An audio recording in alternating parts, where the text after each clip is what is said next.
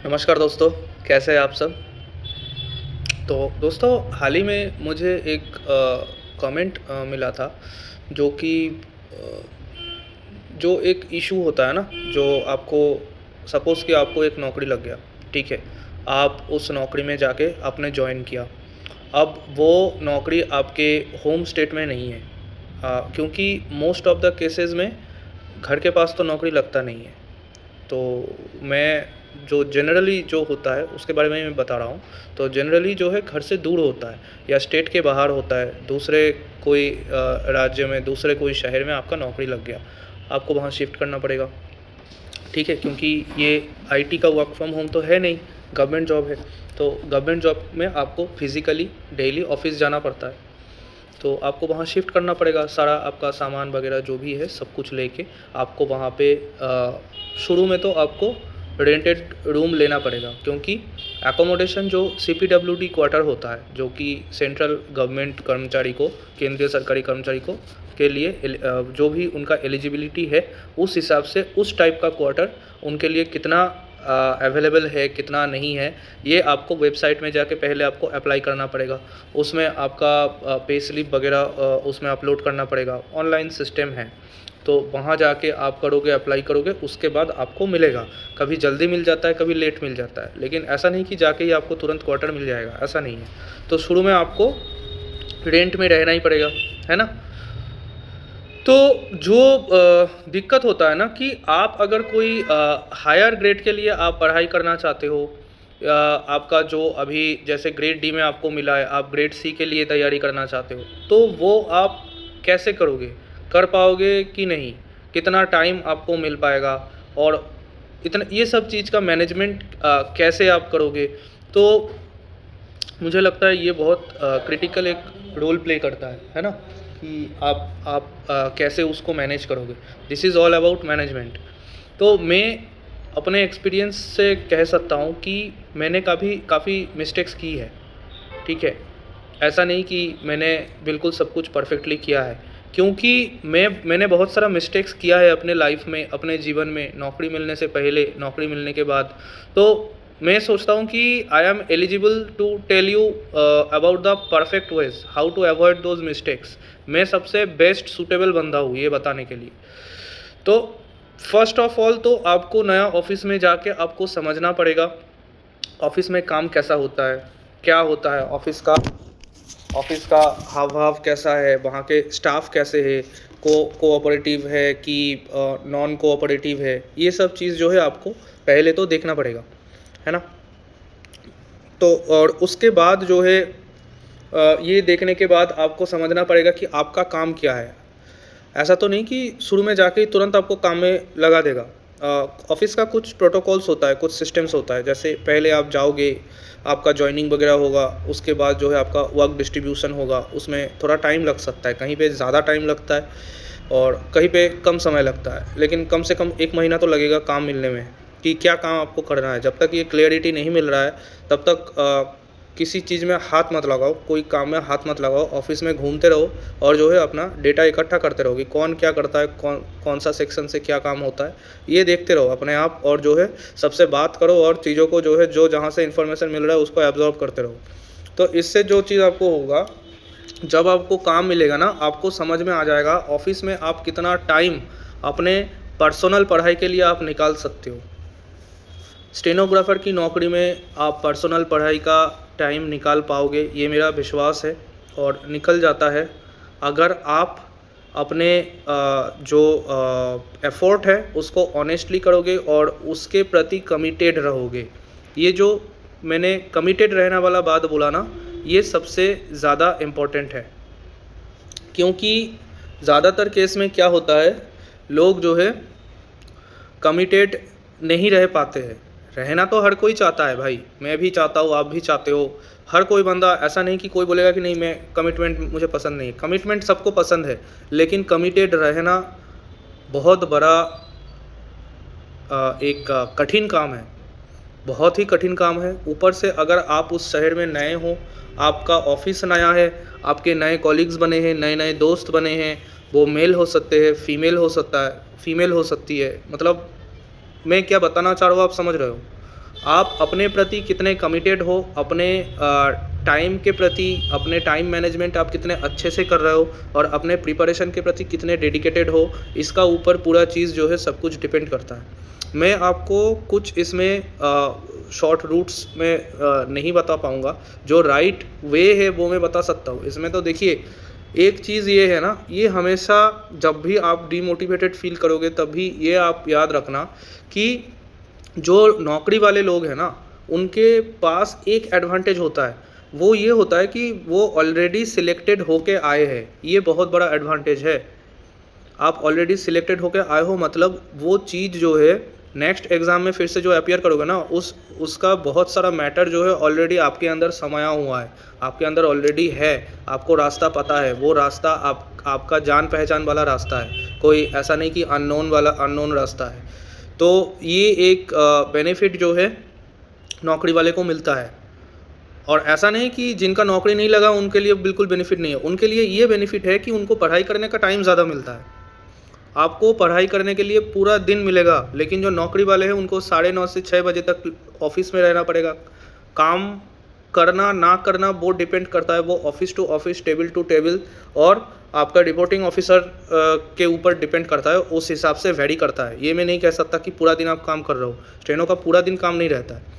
तो मैंने जैसे शुरू में ही कहा, अगर आप चाहते तो आप अपने शेड्यूल से निकाल सकते हो टाइम। इसीलिए आपने पहले पूरा ऑफ़िस का जो है सर्वे कर लिया, उसके बाद आपको जब काम मिला, आपने वहाँ से अपना शेड्यूल से आप छाँट के निकाल लिए टाइम अपने प्रिपरेशन के लिए। ऑफ़िस में किताब, कॉपी पेन तो ऑफ़िस में मिल ही जाता है।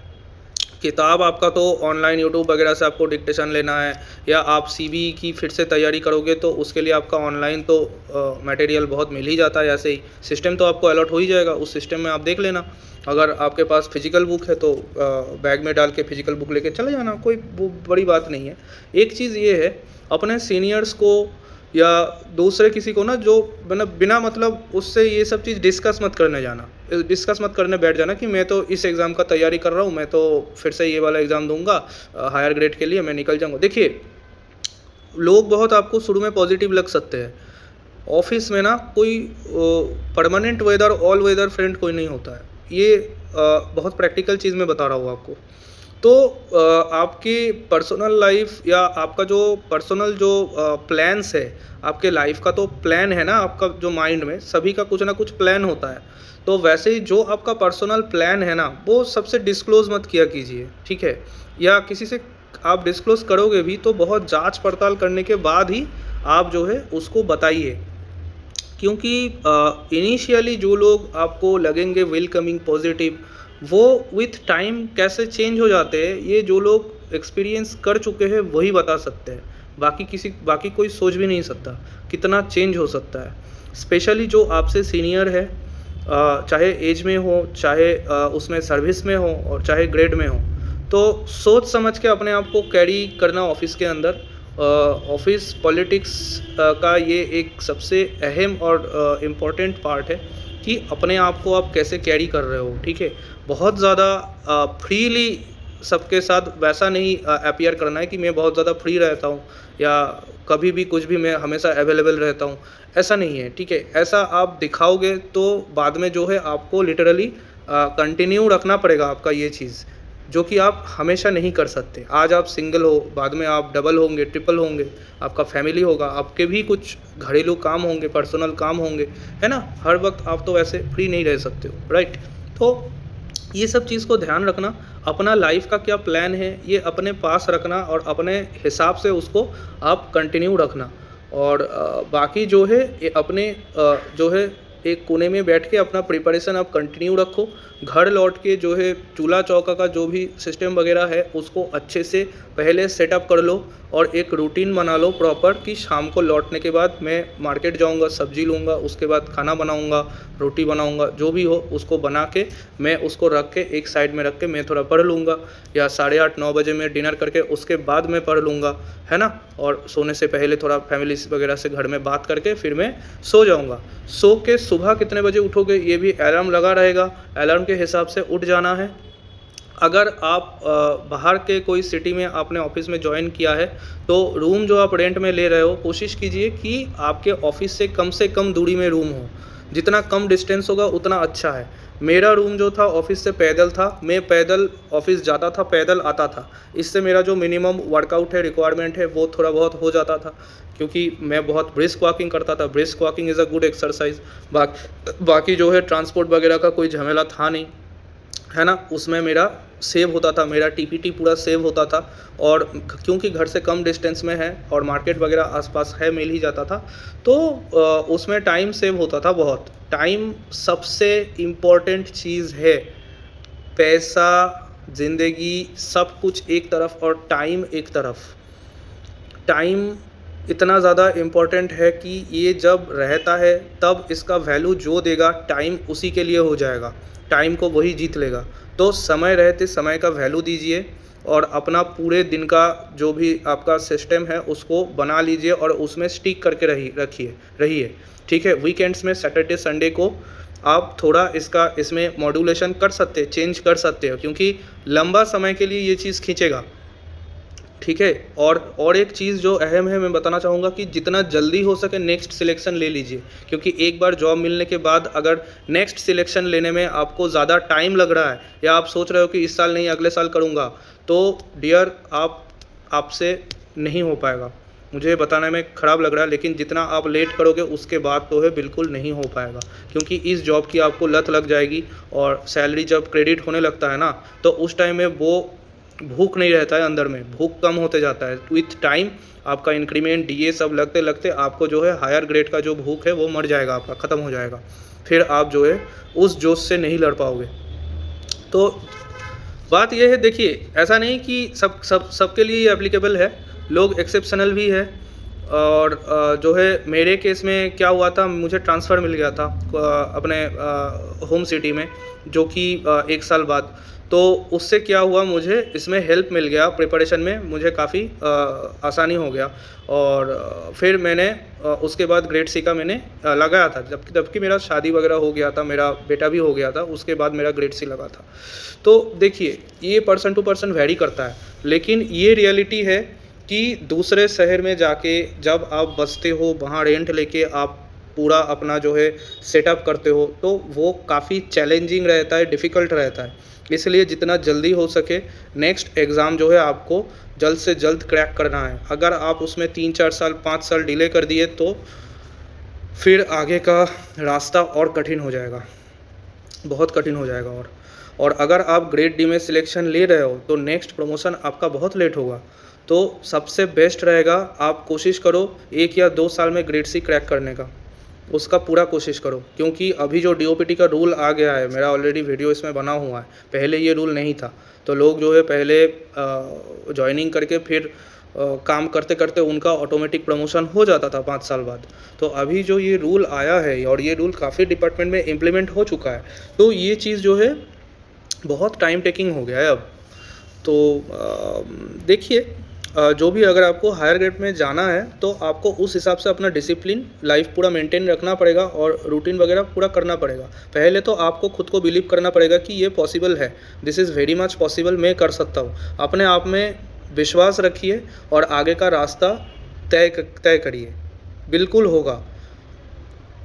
बहुत लोग कर रहे हैं, आपके सामने एग्जाम्पल है और आप भी कर सकते हैं। लेकिन ये है कि नया नौकरी लगने के बाद ना उसमें बहुत टाइप का आपका वो आएगा, क्या बोलते हैं, अट्रैक्शन, बहुत चीज़ें आपको अट्रैक्ट करेगी। तो आप अपने आप को बचा के कितना दिन रख सकते हो उसका ऊपर ये पूरा आपका जर्नी डिपेंड करता है। तो चलिए गाइस, ऑल द बेस्ट, मिलते हैं नेक्स्ट वीडियो में, बाय।